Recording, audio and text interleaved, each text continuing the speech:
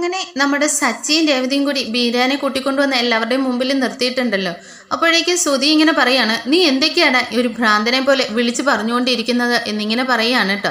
അപ്പോഴേക്കും സച്ചി പറയുന്നുണ്ട്, ദാ നിന്നെ ഇത്രയും നാൾ ഭ്രാന്തനാക്കി വെച്ചതേ നിന്റെ ഭാര്യ പൗഡർ ഏട്ടത്തിയാണെന്നുള്ള കാര്യം ഇങ്ങനെ പറയാണ് കേട്ടോ.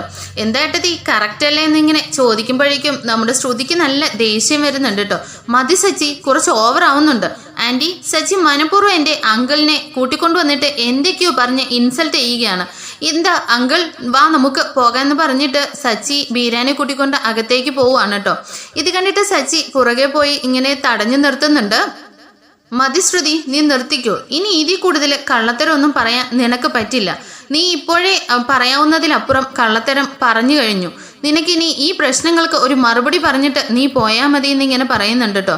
അപ്പോഴേക്കും ചന്ദ്രമതി പറയുന്നുണ്ട്, അയ്യോ എനിക്ക് ഭ്രാന്ത് പിടിക്കുന്നത് പോലെ ആവുന്നു, എന്തൊക്കെയാണ് ഇവിടെ സംഭവിക്കുന്നത്, എനിക്കൊന്നും മനസ്സിലാവുന്നില്ല എന്നൊക്കെ ഇങ്ങനെ പറയാണ് കേട്ടോ. സച്ചി അപ്പോഴേക്കും ഓടി ചെന്നിട്ട് പറയുന്നുണ്ട്, അമ്മ ഇപ്പോഴേക്ക് ടെൻഷൻ ആവില്ലേ, മുഴുവൻ കേട്ടിട്ട് ടെൻഷനാകുക. അച്ഛാ, ഇദ്ദേഹത്തിന്റെ പേരെന്താണെന്ന് അറിയോ എന്നുള്ള കാര്യം ചോദിക്കാണ് കേട്ടോ.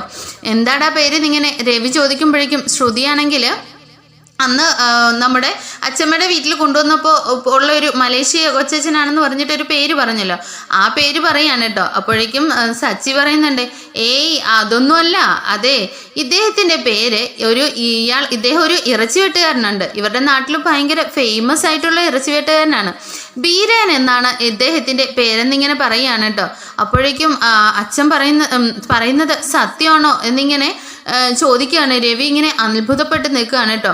ചേട്ടാ ബീരാനെ ഇപ്പോഴെങ്കിലും ഇനിയൊന്ന് വാ തുറന്ന് പറയേ. അങ്ങനെ രേവതിയും പറയുന്നുണ്ട് ബീരാൻ്റെ അടുത്ത് എന്നിട്ട്, ഇത്രയും നാൾ ഒരു കുടുംബത്തെ മുഴുവനാണ് നിങ്ങൾ കബളിപ്പിച്ചുകൊണ്ടിരിക്കുന്നത്, ഇനിയെങ്കിലും നിങ്ങൾ സത്യം തുറന്നു പറയണമെന്നിങ്ങനെ പറയുന്നുണ്ട് കേട്ടോ. ഇത് കേട്ടിട്ട് ശ്രുതിയാണെന്നുണ്ടെങ്കിൽ ബീരാൻ്റെ അടുത്ത് നിന്നിട്ട് ഇങ്ങനെ പതുക്കെ ഇങ്ങനെ പറയില്ല എന്നിങ്ങനെ ആക്ഷനൊക്കെ കാണിക്കുന്നുണ്ട് കേട്ടോ. എന്നാൽ അവിടുന്ന് തിരിഞ്ഞു നിന്നിട്ട് ബീരാനാണെങ്കിൽ രവിയുടെ അടുത്തേക്ക് ചെന്ന് മുമ്പിൽ നിന്നിട്ട് ഇങ്ങനെ കൈകൂപ്പി പറയുകയാണ്, നിങ്ങൾ എല്ലാവരും എന്നോട് ക്ഷമിക്കണം, ഞാൻ ഒരു തെറ്റ് ചെയ്തു പോയി. അഭിനയിക്കാൻ എനിക്ക് ഭയങ്കര ഇഷ്ടമാണ്. ഞങ്ങളുടെ നാട്ടിൽ നാടകങ്ങളൊക്കെ വരുമ്പോൾ ഞാൻ അഭിനയിക്കാറുണ്ട്. അങ്ങനെ അഭിനയിക്കാൻ എനിക്ക് ഇഷ്ടമാണെന്ന് അറിഞ്ഞുകൊണ്ട് ഈ ശ്രുതിയുടെ കൂട്ടുകാരി ഉണ്ടല്ലോ മീരയാണ് എൻ്റെ അടുത്ത് വന്നിട്ട് ഇങ്ങനെ ഒന്ന് അഭിനയിക്കണമെന്ന് പറഞ്ഞത്. അങ്ങനെ ഇത്രയും വലിയ പ്രശ്നങ്ങളുണ്ടെന്നൊന്നും അറിഞ്ഞില്ല. ഒരു പെൺകുട്ടിയുടെ ജീവിതമല്ലേ, ആ കുടുംബത്തിൽ എന്തെങ്കിലും പ്രശ്നങ്ങളുണ്ടാവും, അത് പരിഹരിക്കാൻ വേണ്ടിയിട്ടെന്ന് മാത്രമാണ് ഞാൻ കരുതിയതെന്നൊക്കെ ഇങ്ങനെ ബീരാൻ പറയുകയാണ് കേട്ടോ. ഞാൻ ശ്രുതിയുടെ ഇളയച്ചനുമല്ല, ഞാൻ ഈ സച്ചി പറഞ്ഞതെല്ലാം ശരിയാണ്, ഞാനൊരു ഇറച്ചി വെട്ടുകാരനാണ്, ഞാൻ മലേഷ്യയിലേക്കൊന്നും പോയിട്ടുമില്ല, ശ്രുതി എൻ്റെ ചേട്ടൻ്റെ മകളും അല്ല. അപ്പോഴേക്കും ഇങ്ങനെ ശ്രുതിയും വന്നിട്ട് ഇങ്ങനെ ഞെട്ടി നിൽക്കുകയാണ് കേട്ടോ. നിങ്ങൾ ശ്രുതിയുടെ ഇളയച്ചനല്ലേ എന്നുള്ള കാര്യം ചോദിക്കുന്നുണ്ട്. അല്ല, എൻ്റെ പേര് ബീരാൻ എന്നാണ്, ഞാൻ ഇറച്ചി വെട്ടുകാരനാണ്, ഞങ്ങളുടെ നാട്ടിൽ ചെറിയ ചെറിയ നാടകങ്ങളിലൊക്കെ ഞാൻ അഭിനയിക്കാൻ പോകാറുണ്ട്, അങ്ങനെയാണ് ഞാൻ ഇവിടെ എത്തപ്പെട്ടത്, നിങ്ങളെല്ലാവരും എന്നോട് ക്ഷമിക്കണം എന്നൊക്കെ ഇങ്ങനെ ബീരാൻ ഇങ്ങനെ കൈകൂപ്പിക്കൊണ്ട് രവിയോടായിട്ട് പറയുകയാണ് കേട്ടോ. ഇതിങ്ങനെ കേൾക്കുമ്പോഴത്തേക്കിന് നമ്മുടെ ചന്ദ്രമതിക്കാണെങ്കിൽ ആകെ അങ്ങ് തല കറങ്ങുന്ന പോലെ തോന്നുകയാണ് കേട്ടോ. അങ്ങനെ ചന്ദ്രമതി അവിടേക്ക് അങ്ങ് തകർന്നിരിക്കുകയാണ്, അങ്ങനെ ഇരുന്നു പോവുകയാണ് കേട്ടോ. തുടർന്നാണെങ്കിൽ രവി ചോദിക്കുന്നുണ്ട്, എന്താ ഇതൊക്കെ, അപ്പോൾ നിങ്ങൾ പറഞ്ഞതെല്ലാം നുണയായിരുന്നോ, നിങ്ങളെ വിശ്വസിച്ച് ഞങ്ങളുടെ അടുത്ത് നിങ്ങൾ കള്ളം പറഞ്ഞതല്ലേ, അപ്പോൾ നിങ്ങൾ പറഞ്ഞതൊന്നും സത്യമല്ലേ. ഇത് കേൾക്കുമ്പോഴേക്കും ബീരാൻ ഇങ്ങനെ ഒന്നും മിണ്ടാതെ നിൽക്കുന്നുണ്ട്. സച്ചി അപ്പോഴേക്കും പറയുന്നുണ്ട്, അതല്ലേ അച്ഛാ ഇപ്പോൾ ഫ്ലാഷ് ബാക്ക് ഓപ്പൺ ആക്കിയത്, ഇവരെ അഭിനയിക്കാൻ വേണ്ടി വന്നിരിക്കുന്ന ഇളയച്ചനായിരുന്നു, പക്ഷെ ഇയാൾ ഒറിജിനലായിട്ട് ഇറച്ചിവെട്ടുകാരനാണ്. എന്നിട്ട് രവി ചോദിക്കുന്നുണ്ട്, അപ്പോൾ ശ്രുതിയുടെ അച്ഛൻ ജയിലിലേക്ക് പോയെന്നും പിന്നെ മരിച്ചുപോയെന്നും ഒക്കെ നിങ്ങളിവിടെ വന്ന് എന്തൊക്കെയാ പറഞ്ഞതെന്ന് ഇങ്ങനെ പറയുകയാണ് കേട്ടോ. അപ്പോഴേക്കും അതൊക്കെ ശ്രുതി പറഞ്ഞിട്ട് ഞാൻ പറഞ്ഞതാണ് എന്നിങ്ങനെ ബീരാൻ പറയാണ്. അപ്പോഴേക്കും ശ്രുതി ഇങ്ങനെ ചോദിക്കുന്നുണ്ട്, അപ്പോൾ ശ്രുതി മലേഷ്യയിൽ നിന്നല്ലേ വന്നത്, അവളുടെ അച്ഛൻ പണക്കാരനല്ലേ, അതിനെക്കുറിച്ചൊന്നും എനിക്കറിയില്ല എന്നിങ്ങനെ ബീരാൻ മറുപടി പറയുന്നുണ്ട്. എനിക്ക് ശ്രുതിയുടെ അച്ഛനെ അറിയില്ല, മലേഷ്യയിൽ ഞാൻ പോയിട്ടുമില്ല എന്നൊക്കെ ഇങ്ങനെ പറയുകയാണ് കേട്ടോ. രവിയാണെങ്കിൽ ബീരാൻ്റെ അടുത്തേക്ക് വന്നിട്ട് പറയുന്നുണ്ട്, നിങ്ങൾക്ക് ഇത്രയും പ്രായമായില്ലേ, നിങ്ങൾ ചെയ്യുന്നതൊക്കെ ശരിയാണെന്ന് നിങ്ങൾക്ക് തന്നെ തോന്നുന്നുണ്ടോ, ഒരു കുടുംബത്തെ മുഴുവൻ ഇങ്ങനെ പറ്റിച്ച് നിങ്ങൾക്ക് എങ്ങനെ ഇതിനൊക്കെ കൂട്ടുനിൽക്കാൻ തോന്നി എന്നൊക്കെ ഇങ്ങനെ ചോദിക്കുമ്പോഴേക്കും ബീരാൻ പറയുന്നുണ്ട്, ഞാൻ ഇവരോട് 1 രൂപ പോലും മേടിച്ചിട്ടില്ല, ഒരു പെൺകുട്ടിയുടെ ജീവിതത്തിൻ്റെ എന്തെങ്കിലും പ്രതിസന്ധി മറികടക്കാൻ വേണ്ടിയിട്ടായിരിക്കും എന്ന് കരുതിയിട്ടാണ് ഞാൻ അങ്ങനെയൊക്കെ അഭിനയിച്ചത്. ഇതൊരു പക്ഷേ നിങ്ങളെ എല്ലാവരെയും, നിങ്ങൾ നല്ല മനുഷ്യരാണ്, ഇത്രയും നല്ല മനുഷ്യരെ ഇനി എനിക്ക് ഒരിക്കലും കബളിപ്പിക്കാൻ പറ്റില്ല എന്നിങ്ങനെ പറഞ്ഞുകൊണ്ട് ബീരൻ അവിടെ നിന്ന് പോവാൻ തുടങ്ങുകയാണ് കേട്ടോ. അപ്പോഴേക്കും ശ്രുതിയുടെ അടുത്ത് എന്നിട്ട് പറയുന്നുണ്ട്, ശ്രുതി, ഇനി എന്നെ കൊണ്ട് ഇവരുടെ മുമ്പിൽ പിടിച്ചു നിൽക്കാൻ പറ്റില്ല. ഇനിയെങ്കിലും മോള് സത്യസന്ധമായിട്ട് ജീവിക്ക്. നമ്മൾ ഒരു കള്ളം പറഞ്ഞു കഴിഞ്ഞാൽ അതിനെ മറയ്ക്കാൻ വേണ്ടിയിട്ട് ഒരു 100 കള്ളത്തരം നമ്മൾ പറയേണ്ടി വരും. അതിനു വേണ്ടിയിട്ട് നമ്മൾ അതിനിരട്ടിയായിട്ട് കഷ്ടപ്പെടേണ്ടിയും വരും. അതുകൊണ്ട് ഇനിയെങ്കിലും സത്യസന്ധയായിട്ട് ജീവിക്കെന്നൊക്കെ പറഞ്ഞിട്ട് ബീരൻ അവിടെ നിന്ന് പോവുകയാണ് കേട്ടോ. അപ്പോഴേക്ക് ശ്രുതിയാണെങ്കിൽ ദേഷ്യപ്പെട്ടിട്ട് മുന്നോട്ട് വന്നിട്ട് പറയുന്നുണ്ട്, അച്ഛാ, ഇയാളെ വെറുതെ വിടാൻ പറ്റില്ല, നമുക്ക് പോലീസിനെ കൊണ്ട് അറസ്റ്റ് ചെയ്യിപ്പിക്കണം എന്നിങ്ങനെ പറയുമ്പോഴേക്കും സച്ചി പറയുന്നുണ്ട്, എടാ, ഇയാൾ ചെറിയ അക്വസ്റ്റ് ആണ്, പക്ഷേ നിന്റെ ഭാര്യയുണ്ടല്ലോ, അവളെയാണ് ആദ്യം പോലീസ് പിടിക്കുക. എന്നിട്ട് ബീരൻ ശ്രുതിയുടെ അടുത്ത് പറയുന്നുണ്ട്, മോനെ, എന്നോട് ക്ഷമിക്കണം, ഞാൻ ചെയ്തത് വലിയ തെറ്റാണ്. എന്നിട്ട് ബീരൻ അവിടെ നിന്ന് എല്ലാവരോടും പറയുകയാണ്, ഞാൻ അധ്വാനിച്ച് ജീവിക്കുന്ന ഒരു മനുഷ്യനാണ്, ഞാൻ ഒരിക്കലും എൻ്റെ ഭാഗത്ത് നിന്ന് ന്യായീകരിക്കുന്നുമില്ല, നിങ്ങളെല്ലാവരും എന്നോട് പൊറുക്കണമെന്നൊക്കെ പറഞ്ഞിട്ട് ബീരൻ അവിടെ നിന്ന് പോകുന്നുണ്ട് കേട്ടോ. അതിനുശേഷം സച്ചി പറയുന്നുണ്ട്, അച്ഛാ, ഞാൻ അന്നേ അയാളെ കണ്ടപ്പോൾ പറഞ്ഞില്ലേ, ആ ചെറിയച്ഛനെ കുറിച്ച് എനിക്കെന്തോ ഒരു സംശയമുണ്ടെന്ന്. അപ്പോൾ ഞാനത് പല പ്രാവശ്യമായിട്ട് ഞാൻ അയാളെ എവിടെയൊക്കെയോ വെച്ച് കണ്ടു.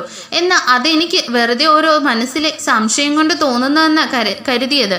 അതിപ്പോൾ തെളിഞ്ഞില്ലേന്ന് ഇങ്ങനെ പറയുമ്പോഴേക്കും രേവതി പറയുന്നുണ്ട്, അച്ഛാ, ഇതിനു മുമ്പ് തന്നെ ഞാൻ അയാളെയും കണ്ടിരുന്നു, പക്ഷെ എനിക്കെന്തോ വെറുതെ തോന്നിയതാണെന്നാണ് ഞാനും വിചാരിച്ചത്. അങ്ങനെ എന്നാ ശ്രുതി എന്തിനാ ഇത്രയും കള്ളം പറയുന്നതെന്നുള്ള കാര്യമാണല്ലോ നമുക്കറിയാത്തത്. എന്നാൽ നമ്മളൊക്കെ എന്നെങ്കിലും ഇതൊക്കെ അറിയാമെന്ന് വിചാരിച്ചിട്ടെങ്കിലും അവൾക്കൊന്ന് ഇതൊക്കെ ഒന്ന് പറയാതെ ഇരുന്നൂടെ എന്നൊക്കെ ഇങ്ങനെ എല്ലാവരും പറയുന്നുണ്ട് കേട്ടോ. സച്ചിയാണെങ്കിൽ ശ്രുതിയുടെ നേരെ തിരിഞ്ഞിട്ട് പറയുന്നുണ്ട്, എടാ ഓട്ടക്കാരാ, നീ വലിയ പഠിപ്പൊക്കെ ഉള്ള ആളല്ലേ, വലിയ ഡിഗ്രിയൊക്കെ സർട്ടിഫിക്കറ്റുകൾ ഉണ്ടെന്നൊക്കെ പറഞ്ഞിട്ട് വലിയ നടക്കുന്നതല്ലേ, നീ ആ പൗഡർ ഏട്ടത്തിയുടെ പേരും മാറ്റിയിട്ടേ നീ അവിടെ ആ ഡിഗ്രി എല്ലാം കൂടെ അവർക്ക് കൊടുത്തേര്. എന്തിനാ നിനക്ക് ഇത്ര വിവരവും വിദ്യാഭ്യാസവും ഒക്കെ? ഇത്രയും നാളെ ഇതൊന്നും നിനക്ക് മനസ്സിലായില്ലേ എന്നൊക്കെ ഇങ്ങനെ ചോദിക്കുകയാണ് കേട്ടോ. ഈ സമയമാണെങ്കിൽ നമ്മുടെ ശ്രുതിയാണെങ്കിൽ കണ്ണുനീരൊക്കെ വരുന്ന രീതിയിൽ വലിയ പാവമൊക്കെ നടിച്ച് നിൽക്കുകയാണ് കേട്ടോ. അപ്പോഴേക്ക് രവി പുറകെ ചെന്നിട്ട് രവി ഇങ്ങനെ ശ്രുതിയുടെ അടുത്തേക്ക് എന്നിട്ട് ശ്രുതി എന്നിങ്ങനെ വിളിക്കുമ്പോഴേക്കും ശ്രുതി ഇങ്ങനെ ഞെട്ടി തിരിഞ്ഞു നോക്കുന്നുണ്ട് കേട്ടോ. എന്താ ശ്രുതി ഇതെന്താ വീടാണോ അതോ നാടക കമ്പനിയോ? എന്തെല്ലാം കള്ളത്തരങ്ങളാണ് പറഞ്ഞത്, എന്തെല്ലാം അഭിനയങ്ങൾ. നീ ഒരു പെൺകുട്ടിയാണ്, നല്ലൊരു പെൺകുട്ടിയാണെന്നാണ് ഞാൻ വിചാരിച്ചത്. എന്നാൽ ഇങ്ങനത്തെ കാര്യങ്ങളെല്ലാം ചെയ്തില്ലേ? നീ പറഞ്ഞതെല്ലാം സത്യമാണോ? പറ എന്ന് പറഞ്ഞിട്ട് രവി ഇങ്ങനെ ദേഷ്യം പിടിക്കുകയാണ് കേട്ടോ. ഇത് കേൾക്കുമ്പോഴത്തേക്കിനും ശ്രുതിയൊന്നും ഇങ്ങനെ മിണ്ടാതെ നിൽക്കുകയാണ്. അപ്പോഴേക്കും സച്ചി പറയുന്നുണ്ട്, കണ്ടില്ലേച്ചാ അവള് വാ തുറക്കാതെ നിൽക്കുന്നത്, കള്ളത്തരം സാക്ഷിയോടുകൂടി തന്നെ പൊളിഞ്ഞില്ലേ, ഇനി എന്തായാലും കള്ളം പറഞ്ഞ് രക്ഷപ്പെടാൻ പറ്റില്ലെന്ന് നന്നായിട്ട് അറിയാം. എന്നിട്ട് രവി ഇങ്ങനെ ചോദിക്കുകയാണ്, നിനക്ക് മനസ്സാക്ഷി എന്നുണ്ടോ? ഇത്രയും ആൾക്കാരെ, ഒരു കുടുംബത്തിലുള്ളവരെ മുഴുവൻ നീ കബളിപ്പിച്ചില്ലേ? ഇത്രയും നാൾ നീ പറഞ്ഞ കാര്യങ്ങളെല്ലാം ഞങ്ങൾ വിശ്വസിച്ചു, ഞങ്ങളെല്ലാവരെയും നീ പൊട്ടന്മാരാക്കിയില്ലേ? ഇല്ലെങ്കിൽ നീ അങ്ങനെയല്ല എന്ന് പറയുമ്പോഴേക്കും അങ്ങനെ തന്നെയാണ്, നീ ഒന്നും മിണ്ടരുതെന്ന് പറയുകയാണ് കേട്ടോ രവി. എന്തു പറഞ്ഞു കഴിഞ്ഞാലും ഞങ്ങൾ വിശ്വസിക്കുന്നുള്ള കാര്യം നീ അതങ്ങ് മുതലെടുത്തല്ലേ? നീ ബുദ്ധിശാലി, ഞങ്ങളെല്ലാം പൊട്ടന്മാര്, എന്നെക്കൊണ്ട് വിശ്വസിക്കാൻ പോലും പറ്റുന്നില്ല എന്നിങ്ങനെ നീ ഒരു പെണ്ണ് കള്ളത്തരം പറഞ്ഞിട്ട് ഇത്രയൊക്കെ കൂട്ടുമെന്നൊന്നും എനിക്ക് വിശ്വസിക്കാൻ പറ്റുമെന്നില്ലെന്നൊക്കെ രവി ഇങ്ങനെ പറയുകയാണ് കേട്ടോ. ഇത്രയും ഫ്രോഡ് തരങ്ങളൊക്കെ കാണിക്കാനായിട്ട് നിനക്കൊരു നാണോ ഇല്ലെന്നൊക്കെ രവി ഇങ്ങനെ ചോദിക്കുകയാണ് കേട്ടോ. അന്നൊരു ദിവസം ശ്രുതിയെ പറ്റിച്ച പെണ്ണ് തന്നത് നിന്റെ അച്ഛൻ തന്ന പണമാണെന്ന് പറഞ്ഞുകൊണ്ട് നീ നാടകം കടിച്ചു. അപ്പൊ തന്നെ ഇവിടെ എന്തു വലിയ പ്രശ്നമാണ് ഉണ്ടായത്? അതാണ് നീ ചെയ്തതിൽ വെച്ച് ഏറ്റവും വലിയ തെറ്റെന്ന് ഞങ്ങൾ ആ സമയത്ത് വിശ്വസിച്ചിരുന്നു. എന്നാൽ ഇപ്പോൾ തോന്നുന്നത് അതൊക്കെ ഒരു നിസ്സാര പ്രശ്നമായിരുന്നു എന്ന് ഞങ്ങൾക്ക് മനസ്സിലായി. ഈ കുടുംബത്തിലെ മരുമകളാണെന്നും ഉത്തരവാദിത്തോടു കൂടി നിൽക്കണമെന്നുള്ള കാര്യം നിന്നോട് ഞങ്ങൾ അന്നേ പറഞ്ഞതല്ലേ? അല്ലേ എന്നിങ്ങനെ രവി ദേഷ്യപ്പെട്ട് ചോദിക്കുമ്പോഴേക്കും അതേ പറഞ്ഞിട്ടുണ്ടായിരുന്നു എന്നിങ്ങനെ കരഞ്ഞുകൊണ്ട് ശ്രുതി ഇങ്ങനെ പറയുന്നുണ്ട് കേട്ടോ. അപ്പോഴെങ്കിലും നീ ഞങ്ങളുടെ അടുത്ത് സത്യം പറഞ്ഞോ? നീ എങ്ങനെയാ പറയുക? ഇത്രയും നാൾ നീ കള്ളം പറഞ്ഞിട്ടല്ലേ ഉണ്ടായിരുന്നത്? സച്ചിയും രേവതിയും കൂടി ഇത് കണ്ടുപിടിച്ചില്ലായിരുന്നെങ്കിൽ ഈ ആയുസ് മുഴുവൻ ഞങ്ങൾ നിന്നെ വിശ്വസിച്ച് നീ ഞങ്ങളെ പൊട്ടന്മാരാക്കി നടന്നേനല്ലേ എന്നിങ്ങനെ പറയുകയാണ് കേട്ടോ. എന്നാൽ സച്ചി പറയുന്നുണ്ട്, അതെ അച്ഛാ, ഇവൾ പറഞ്ഞ കള്ളങ്ങളൊന്നും ദൈവന്മാര് പോലും പൊറുക്കില്ല. അതുകൊണ്ടാണല്ലോ സാക്ഷികൾ നമ്മുടെ മുമ്പിൽ തന്നെ കൊണ്ടെത്തിച്ചതെന്ന് ഇങ്ങനെ പറയാണ് കേട്ടോ. രവി ശ്രുതിയുടെ അടുത്ത് പോയി ചോദിക്കുന്നുണ്ട്, നീ ഞങ്ങളുടെ അടുത്ത് ഇങ്ങനെയൊക്കെ ചെയ്യാൻ വേണ്ടിയിട്ട് ഞങ്ങൾ എന്ത് തെറ്റാ നിന്നോട് ചെയ്തത്? നിനക്ക് എന്തെങ്കിലും തെറ്റ് ഞങ്ങൾ ചെയ്തിട്ടുണ്ടോ? ഈ വീട്ടിലെ ഒരു മകളെ പോലെയല്ലേ നിന്നെ ഞങ്ങൾ നോക്കിയത്? അതെല്ലാം വിട്ടിട്ട് ഈ വീട്ടിൽ നിങ്ങൾ വന്ന് 3 മരുമക്കളാണ്. എന്തെങ്കിലും നിങ്ങളെ മരുമക്കളെ പോലെ നിങ്ങൾ കണ്ടിട്ടുണ്ടോ? ചന്ദ്രയാണെങ്കിൽ എല്ലാവരെക്കാളും കൂടുതൽ നിന്നെ സ്നേഹിച്ചില്ലേ? ഇതിനെല്ലാം കൂട്ടി നീ കൊടുത്ത ശിക്ഷയാണോ ഇതെന്നൊക്കെ ഇങ്ങനെ രവി പറയുന്ന കേട്ടോ. എന്നിട്ട് രവി പറയുന്നുണ്ട്, ഇതിനു വേണ്ടിയിട്ട് എന്ത് തെറ്റാ നിന്നോട് ഞങ്ങൾ ചെയ്തിട്ടുണ്ട്? ഇപ്പൊ നീ ആരാണെന്ന കാര്യം പോലും ഞങ്ങൾക്കറിയില്ല. എന്നിട്ട് സുധിയുടെ അടുത്തേക്ക് ചെന്നിട്ട് രവി ചോദിക്കുന്നുണ്ട്, അല്ല സുധി, നിനക്ക് ഈ കാര്യങ്ങളൊക്കെ വല്ലതും അറിയുമായിരുന്നോ? രണ്ടുപേരും കൂടി ചേർന്നിട്ടാണോ ഇനി ഞങ്ങളെ എല്ലാവരെയും പറ്റിച്ചത്? അതോ നിനക്ക് നേരത്തെ തന്നെ ഈ കാര്യങ്ങളൊക്കെ അറിയായിരുന്നു എന്നൊക്കെ ഇങ്ങനെ പറയുകയാണ് കേട്ടോ. എന്നിട്ട് പറയടാ എന്നിങ്ങനെ രവി പറയുന്ന സമയത്ത്, അച്ഛാ, എനിക്കിങ്ങനെയാ ഇവൾ പറയുന്നതൊക്കെ അറിയുന്നത്. ഇവിടെ എന്താ നടക്കുന്നതെന്ന് പോലും എനിക്കിപ്പോൾ മനസ്സിലാകുന്നില്ല. ഞാൻ ആരുടെ കൂടെയാ ജീവിക്കുന്നതെന്നുള്ള കാര്യം പോലും എനിക്കിപ്പോൾ മനസ്സിലാവുന്നില്ല എന്ന് ശ്രുതി പറയുകയാണ് കേട്ടോ.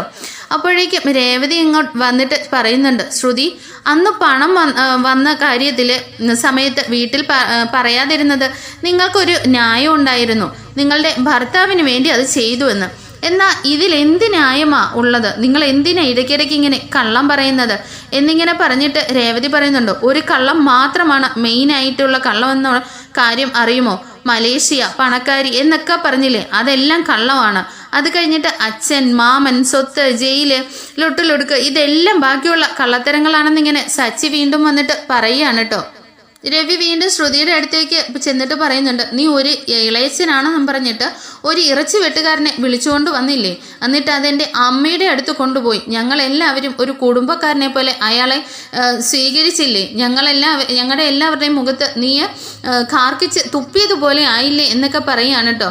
എന്തായാലും ഇപ്പോഴെങ്കിലും സത്യം പറ, എന്തിനാണ് നീ ഈ കള്ളമൊക്കെ പറഞ്ഞത് എന്നിങ്ങനെ പറയുമ്പോഴേക്കും, ഞാൻ ആരെയും പറ്റിക്കാൻ വേണ്ടി പറഞ്ഞതല്ല ഞാൻ എന്നിങ്ങനെ പറഞ്ഞു തുടങ്ങുമ്പോഴേക്കും ചന്ദ്രമതി അവിടെ നിന്നങ്ങനെ എണീക്കുകയാണ് കേട്ടോ. നിർത്തടി മാറ്റവളെ, ആരാടി നീ? എവിടുന്ന് വന്നതാണ് ശരിക്കും? നീയൊക്കെ ഒരു മനുഷ്യശ്രീയാണോ? ഇത്രയും നാൾ നല്ല വേഷത്തിൽ നടന്നിട്ട് വാ തുറന്നു കഴിഞ്ഞാൽ നിനക്ക് കള്ളം പറയാൻ മാത്രമേ അറിയുള്ളൂ അല്ലേ എന്നിങ്ങനെ പറയുകയാണ് കേട്ടോ. അപ്പോഴേക്കും ശ്രുതി ഇങ്ങനെ ആൻറ്റി ആൻറ്റി എന്നിങ്ങനെ വിളിക്കുകയാണ് കേട്ടോ. എന്നെ അങ്ങനെയൊന്നും വിളിച്ച് നീ കേൾക്കരുത്. ആൻറ്റി ആൻറ്റി എന്ന് പറഞ്ഞിട്ട് എൻ്റെ നെറ്റിയിൽ തന്നെ നീ വാരി തേച്ചില്ലേടി എന്ന് ശ്രുതിയെ ഇങ്ങനെ പിടിച്ചിട്ട് തള്ളുന്നുണ്ട് കേട്ടോ ചന്ദ്ര. ഇത് കാണുമ്പോഴേക്കും ചന്ദ്രയുടെ അടുത്ത് രവി പറയുന്നുണ്ട്, ചന്ദ്രെ, നീ ദേഷ്യപ്പെടാതെ കാര്യം പറ. പിന്നെ ഞാൻ എന്ത് ചെയ്യണം രവിയേട്ടാ?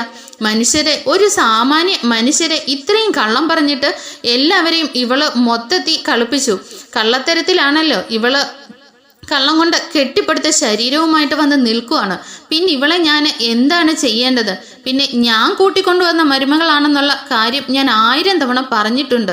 നല്ല ഒരു പെണ്ണിനെ ആർക്കും കിട്ടില്ല എന്നുള്ള കാര്യം ഞാൻ എല്ലാവരുടെയും അടുത്ത് പറഞ്ഞു. എന്നാൽ നീ ഇന്ന് എന്നെ ചെരുപ്പ് കൊണ്ട് അടിച്ചില്ല. അയ്യോ ഇല്ല ആൻറ്റി എന്നിങ്ങനെ ശ്രുതി പറയുമ്പോഴേക്കും, നീ മിണ്ടരുത്. ഏതോ ഒരു ഇറച്ചി വെട്ടുകാരനെ നിന്റെ ഇളയച്ചനാണെന്ന് പറഞ്ഞു കൊണ്ടുവന്ന് അവൻ വലിയ ഇവനാണെന്നൊക്കെ പറഞ്ഞ് എന്നെ കൊണ്ട് അവൻ്റെ അടിമപ്പണി വരെ ചെയ്യിപ്പിച്ചു. ഓ, അതൊക്കെ ഓർക്കുമ്പോഴത്തേക്കിന് എനിക്കിപ്പോഴും അറപ്പാവുന്നു. നീ കാരണം എന്തൊരു അപമാനമാണ്, എന്തോരം കള്ളങ്ങളാണ്. ഇങ്ങനെ ഒരുത്തിയെ ഞാൻ എൻ്റെ ജീവിതത്തിൽ കണ്ടിട്ടില്ല എന്ന് പറഞ്ഞിട്ട് ചന്ദ്രമതി ഇങ്ങനെ ശ്രുതിക്ക് നേരെ തിരിയാണ് കേട്ടോ. എന്നിട്ട് കൈ ചൂണ്ടിയിട്ട് ശ്രുതിയോട് ചോദിക്കുന്നുണ്ട്, ഈ കാര്യങ്ങളൊക്കെ നിനക്കറിയാമെന്നിങ്ങനെ ചോദിക്കുകയാണ് കേട്ടോ. ഇല്ലമ്മേ, എനിക്ക് അങ്ങനത്തെ കാര്യങ്ങളൊന്നും അറിയില്ല. എടി, നിനക്ക് എങ്ങനെയാടി ഇങ്ങനെ കള്ളം പറയാൻ വേണ്ടി കഴിയുന്നത്? അത്രയ്ക്ക് എക്സ്പീരിയൻസും നിനക്ക്? നിന്നെയൊന്നും വിശ്വസിയേ അടുത്ത് കിടക്കാൻ പോലും പറ്റില്ല. ഉറങ്ങുന്ന സമയത്ത് നീ തലയിൽ കല്ലിട്ട് മനുഷ്യനെ കൊല്ലുമെന്നുള്ള കാര്യം പോലും ഇങ്ങനെ അറിയില്ല എന്നിങ്ങനെ പറയുകയാണ് കേട്ടോ. അങ്ങനെ പറഞ്ഞുകൊണ്ട് ആൻറ്റി എന്ന് വീണ്ടും, ഇല്ല ആൻറ്റി അങ്ങനെയൊന്നും ഇല്ല എന്നിങ്ങനെ ശ്രുതി പറയാൻ ശ്രമിക്കുന്ന സമയത്ത് നമ്മുടെ ചന്ദ്രമതിയാണെങ്കിൽ തലങ്ങും വിലങ്ങും ശ്രുതിയുടെ കരണത്തിനിട്ട് അടിക്കുകയാണ് കേട്ടോ. എന്നിട്ട് ചന്ദ്രമതി ഇങ്ങനെ പറയാണ്, നിന്നെയൊക്കെ തൊട്ടാൽ തന്നെ പാവമാണ്. നീ എൻ്റെ മോൻ്റെ ജീവിതം നീ നശിപ്പിച്ചില്ലേടി? അതിനുവേണ്ടി എന്ത് ദ്രോഹമാടി നിന്നോട് ചെയ്തിരിക്കുന്നത്? നിന്നെ വിശ്വസിച്ച് എന്നെ നീ തന്നെ കബളിച്ചു. എൻ്റെ മരുമകളാണെന്നുള്ള കാര്യം ഭയങ്കര അഭിമാനത്തോടു കൂടി ഞാൻ നാട്ടുകാരോടെല്ലാം പറഞ്ഞു. ഞാൻ രവിയേട്ടൻ്റെ അടുത്ത് വരെ നിന്നെക്കുറിച്ച് ഭയങ്കര അഭിമാനത്തോടു കൂടിയാണ് സംസാരിച്ചിരുന്നത്. എന്നിട്ട് അപ്പോഴേക്കും സച്ചി വന്നിട്ട് പറയുന്നുണ്ട്, അതാണ് നിങ്ങൾ ചെയ്ത ഏറ്റവും വലിയ തെറ്റ്. കുറെ ആൾക്കാരെ തലയിൽ കയറ്റി അങ്ങ് വെക്കും, ബാക്കി കുറച്ചു പേരെ തറയിലിട്ട് ചവിട്ടി അങ്ങ് അരയ്ക്കും. അതിന് തന്നെ നിങ്ങൾക്ക് കിട്ടിയ ശിക്ഷയാണെന്ന് ഇങ്ങനെ പറയുകയാണ് കേട്ടോ. അപ്പോഴേക്കും രേവതി പറയുന്നുണ്ട്, സച്ചിയേട്ടാ ഒന്നും മിണ്ടാതിരിക്കും. കേട്ടില്ലേടി, അവൻ എന്നെ ഇപ്പോഴേ ചോദ്യം ചെയ്യാൻ വരുന്നത്. നീ കേട്ടില്ലേ, അവൻ്റെ അടുത്ത് എനിക്ക് തിരിച്ചു മറുപടി പറയാൻ തന്നെ ഒന്നുമില്ല. അവൻ പറയുന്നത് ശരിയല്ലേ? ഇനി കുറച്ച് കഴിഞ്ഞാൽ പിന്നെ അവള് ചോദ്യം ചെയ്യാൻ തുടങ്ങും. അത് കഴിയുമ്പോൾ നാട്ടുകാർ ചോദ്യം ചെയ്യാൻ തുടങ്ങും. കാരണം ഞാൻ നിന്നെ മരുമകളായിട്ട് ഞാനല്ലേ നിന്നെ ഇങ്ങോട്ട് കൂട്ടിക്കൊണ്ടു വന്നത്. എനിക്ക് അതിനെക്കുറിച്ച് ഓർക്കുമ്പോൾ എനിക്ക് എന്നോട് തന്നെ അറുപ്പ് തോന്നുന്നു എന്നൊക്കെ ഇങ്ങനെ ചന്ദ്ര പറയുകയാണ് കേട്ടോ. ഈ സമയം വീണ്ടും ശ്രുതിയാണെങ്കിൽ ആൻറ്റി പ്ലീസ് ആൻറ്റി എന്നിങ്ങനെ പറയുകയാണ്. ഈ സമയത്തേക്ക് ചന്ദ്രയാണെങ്കിൽ ശ്രുതിയെ ഇങ്ങനെ പിടിച്ചിട്ട് പുറത്തേക്ക് തള്ളുകയാണ് കേട്ടോ. എൻ്റെ മകൻ്റെ ജീവിതവും നീ നശിപ്പിച്ച് കഴിഞ്ഞല്ലോടി എന്നൊക്കെ പറഞ്ഞിട്ട് ഇങ്ങനെ ശ്രുതിയെ പിടിച്ചിട്ട് നല്ല പുറത്തേക്ക് ഇങ്ങനെ ആഞ്ഞു തള്ളുകയാണ്. എന്നാൽ രവിയൊക്കെ ഇങ്ങനെ ചന്ദ്രയെ വേണ്ട എന്ന് പറയുന്നുണ്ടെങ്കിലും ചന്ദ്രയ്ക്ക് അതൊട്ടും അങ്ങോട്ട് അംഗീകരിക്കാൻ കഴിയുന്നില്ല കേട്ടോ. ഇനി എടി ദ്രോഹി, നീ എൻ്റെ വീട്ടിൽ കണ്ടുപോകരുത്, ഇപ്പോഴേ എവിടേക്കാണെന്ന് വെച്ചാൽ ഇറങ്ങിക്കോണമെന്നൊക്കെ ഇങ്ങനെ പറയുകയാണ് കേട്ടോ. ഈ സമയം ശ്രുതിയാണെങ്കിൽ ആകപ്പാടെ എന്ത് ചെയ്യണമെന്ന അവസ്ഥയിൽ അറിയാത്ത അവസ്ഥയിൽ ഇങ്ങനെ ഞെട്ടി നിൽക്കുകയാണ്.